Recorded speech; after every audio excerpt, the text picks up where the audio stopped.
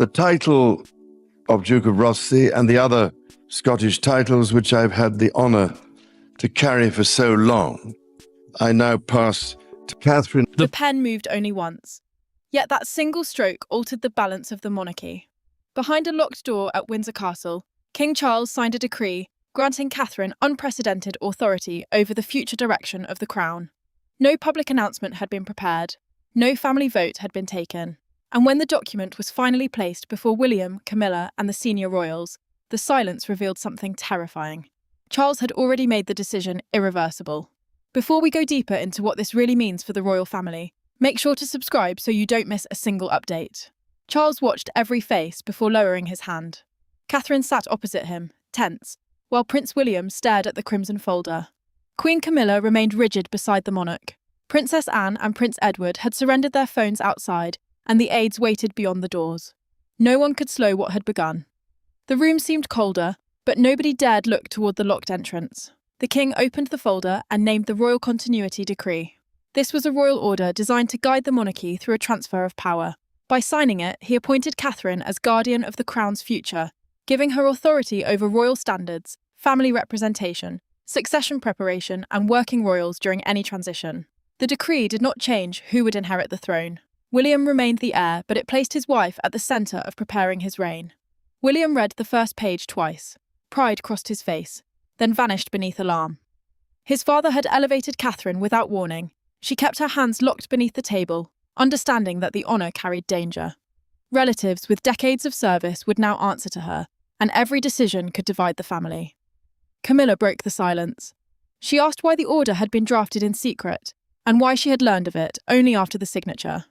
Charles set down the pen. The monarch said the crown could no longer survive divided loyalties, and the Queen Consort's expression tightened. Anne pulled the document closer and found a private appendix, an added section containing powers absent from the main decree. She asked when those powers would begin. Charles answered at once. They had already begun. Catherine opened the appendix. One senior royal's name appeared beneath restrictions covering access, duties, and influence. William saw it over her shoulder. Camilla saw his reaction. In that instant, the appointment stopped feeling ceremonial and became deeply personal. But before Catherine could understand why Charles had placed such power in her hands, she had to face the people who believed that power had been taken from them. The decree was written in formal language, but its consequences were painfully personal. For Catherine, it was a burden she had never publicly requested. For William, it was both an endorsement and a warning. For Camilla, it felt like a door closing without explanation. And for Charles, the decision carried the weight of a confession he could not yet make. Around one table, 5 royals confronted 5 different versions of what loyalty to the crown truly meant. Catherine left the room carrying authority she had never asked to possess. Years of disciplined duty had taught her how to remain calm during family crises, public pressure, and private grief. But this was different. Charles had made her guardian of the crown's future, a role giving her responsibility for protecting royal standards and preparing the family for the next reign. He trusted her because she had repeatedly placed the institution above personal comfort. Yet that trust now threatened to isolate her from the very people she was expected to protect. William followed her into a private corridor and waited until the doors closed behind them. The prince asked whether his father had warned her before the meeting. Catherine answered no. Then she admitted that the king had questioned her several weeks earlier, asking whether she would choose family harmony or the monarchy's survival if both could not be saved. She had refused to answer then. Now the future king understood that the conversation had been a test, and any mistake made by his wife would one day be used against them both. Camilla remained behind long after the others had left. Charles had barely looked at her, and his silence hurt more than the decree itself. When Princess Anne entered, the Queen Consort asked whether everyone had known except her. Anne answered that nobody had known, but she also admitted that she understood the choice. Catherine had shown restraint when others reacted out of fear, and that honesty left Camilla wounded rather than reassured.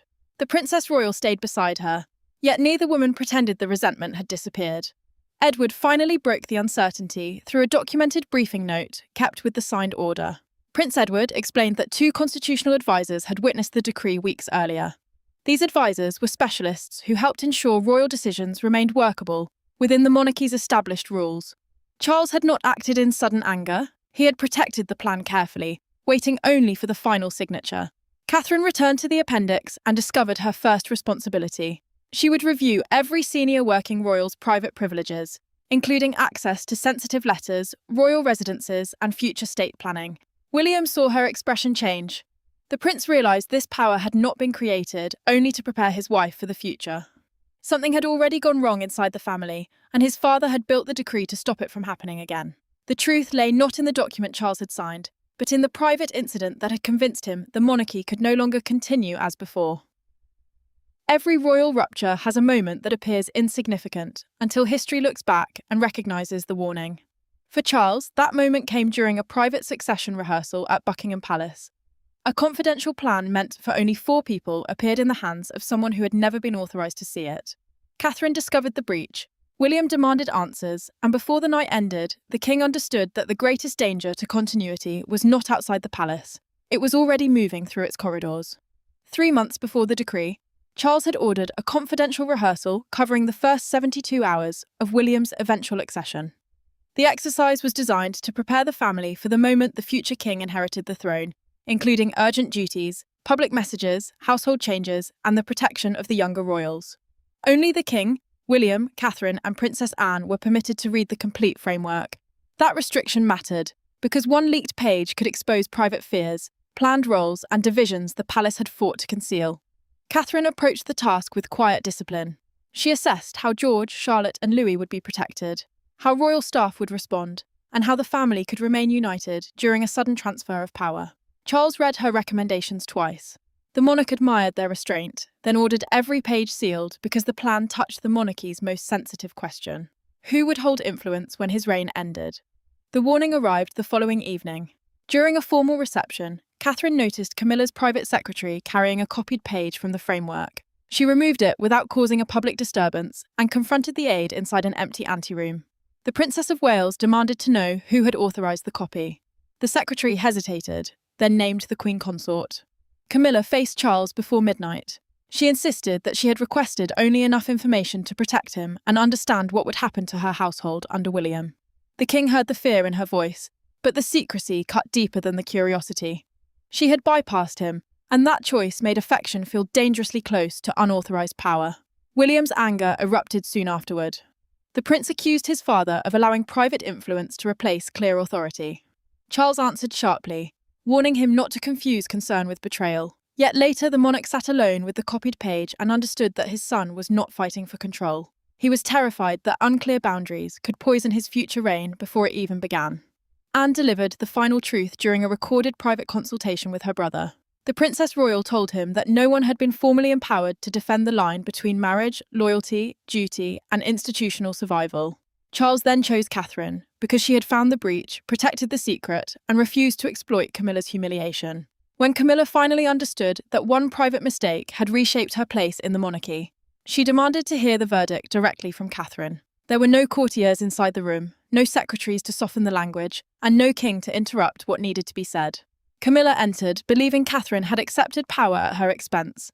Catherine entered, knowing that silence would be mistaken for guilt. Between them stood years of restraint, suspicion, and carefully managed appearances.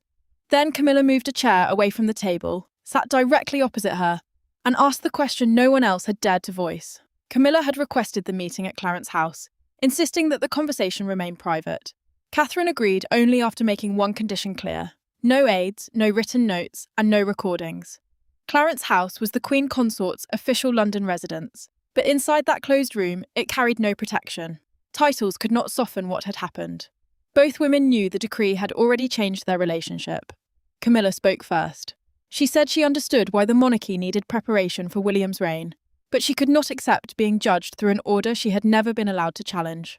Catherine answered calmly that the decree belonged to Charles. She had not requested the authority, written the clauses, or chosen the timing. Yet the Queen Consort's anger did not fade because responsibility and consequence were no longer the same thing. Camilla leaned forward and asked whether Catherine considered her untrustworthy. The Princess of Wales held the silence longer than comfort allowed. Then she said the breach had come from fear, not malice. But fear could still cause damage when it crossed a boundary. Camilla's expression hardened. She had wanted protection from an uncertain future, while Catherine had seen the same act as a threat to the future itself. Catherine finally admitted what she had hidden from everyone. The appointment frightened her. She did not want to become the woman blamed for every closed door, every restriction and every painful decision. Still, she would not refuse a duty simply because accepting it might make her unpopular. Camilla heard resolve in those words, but she also heard something more dangerous. Catherine had already decided not to retreat. Camilla then revealed, through a documented private account of a conversation with Charles, that he had promised she would always be consulted on decisions affecting her royal position. The decree seemed to break that promise. Catherine opened the appendix, the added section containing the decree's immediate powers, and pointed to the relevant clause. The Queen Consort's ceremonial status remained untouched, but her access to succession papers and strategic meetings now required written approval. Camilla's anger gave way to hurt. Before leaving, she warned Catherine that one copied page could not explain powers this broad. Someone had encouraged Charles while the family remained unaware. That warning forced Catherine to look beyond the confrontation and toward the small circle of people who had helped Charles turn private fear into permanent authority. Charles had signed the decree alone, but he had not built it alone. Behind its polished language stood weeks of private consultations, handwritten amendments, and one relentless argument. Affection could no longer determine access to power. Catherine began tracing the document's origins, expecting to find ambitious courtiers. Instead, she found Anne, an exhausted king, and a private memorandum from William that changed her understanding of why Charles had acted before anyone could stop him. Catherine met Princess Anne in the late Queen's former sitting room, carrying a copy of the decree beneath her arm. The Princess Royal had chosen the room because Charles had first discussed the plan there, away from advisors and family pressure. Anne explained that the king had requested a framework capable of protecting stability, without altering the lawful succession, the legal order deciding who inherits the throne. William would still become monarch. The new position existed to ensure the institution reached that moment without being weakened by private influence. Anne spoke with the certainty of someone who had challenged every soft clause. She had insisted that the guardian's authority be earned through duty, not granted by age or blood seniority. Catherine connected 3 generations: Charles's present reign, William's future leadership, and the lives of George, Charlotte, and Louis beyond them. That made her valuable. It also made her vulnerable. Catherine's composure broke when Anne placed a private memorandum before her. William had submitted it weeks earlier, arguing that his future consort needed clear authority before a national or family crisis erupted. The prince had never written his wife's name, but the meaning was unmistakable. He had helped shape the burden now resting on her shoulders. William faced Catherine later that evening. He admitted he had hidden the memorandum because he believed she would reject the role to preserve peace inside the family. The future king insisted he had tried to protect her from making an impossible choice.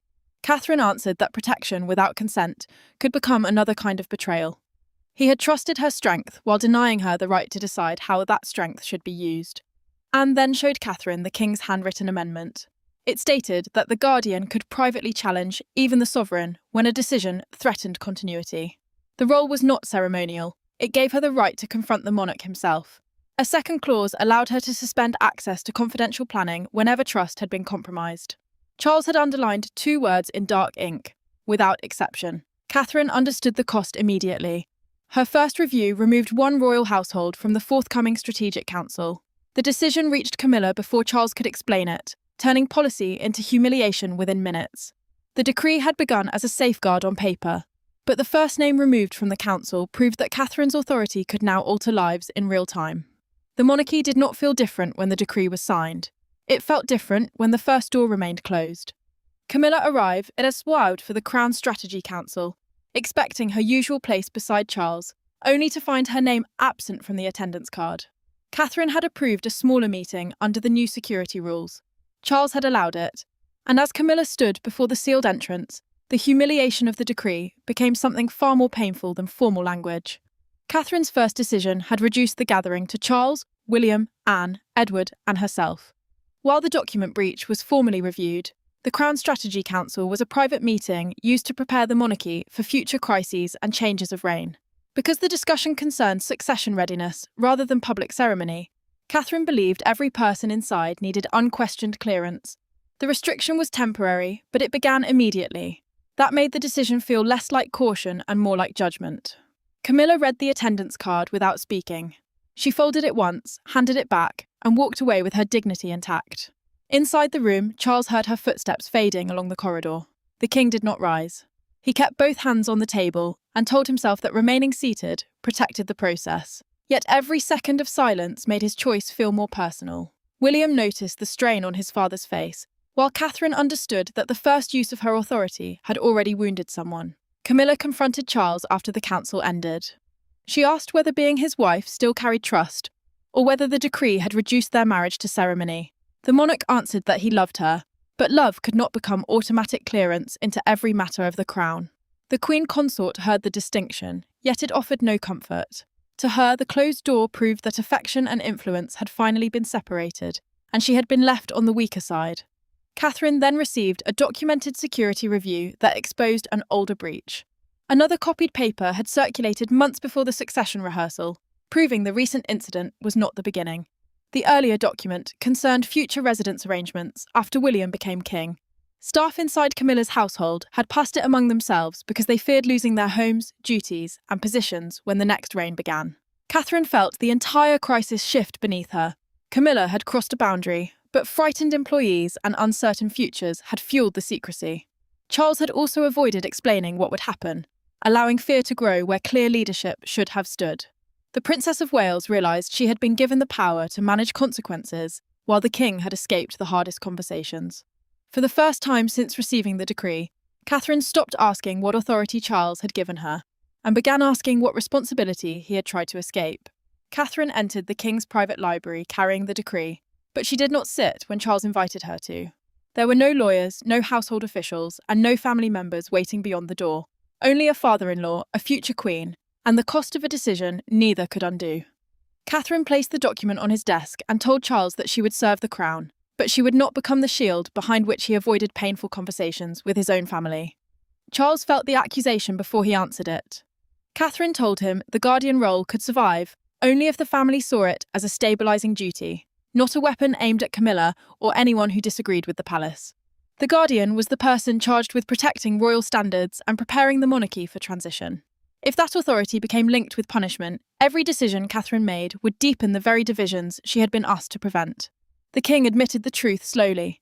Every attempt to discuss future boundaries had become tangled with marriage, guilt, loyalty, and his fear of appearing weak. He had delayed difficult conversations because each one threatened to wound someone he loved. Then he had signed the decree in secret, hoping structure could solve what honesty had failed to confront. Catherine refused to let him hide behind that explanation. She said his secrecy had transferred the emotional cost directly onto her. Charles had given her authority, but he had also left her to absorb Camilla's resentment, William's anxiety, and the suspicion of the entire family. The future queen had been praised for her strength while being denied any choice over how that strength would be used. Charles removed his glasses and stared at the decree. The monarch admitted that he had chosen Catherine partly because he trusted her to do what he had repeatedly postponed. She would enforce boundaries, demand clarity, and withstand anger. The confession made her furious. It also left her deeply saddened, because the man before her had not only appointed a guardian, but had quietly handed her his unfinished battles. Catherine agreed to keep the role, but only under two conditions. Charles would explain the decree personally to the whole family and accept public responsibility for every clause. He would never suggest that she had demanded those powers. She also proposed an independent household review, a formal examination by neutral advisors, so frightened staff could not manipulate access or leak restricted plans to protect their positions. Charles accepted. He signed an additional statement and summoned Camilla, William, Anne, and Edward. That evening, Catherine sat beside him, no longer as the target of his decision, but as the person who had forced the king to own it.